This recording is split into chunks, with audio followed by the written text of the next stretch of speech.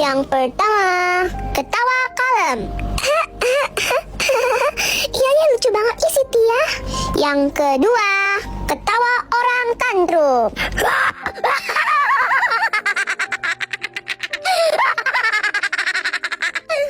Yang ketiga, ketawa orang piknik. Jangan dong, lo begitu sih bikin aku ketawa deh. Subul. Dan yang terakhir,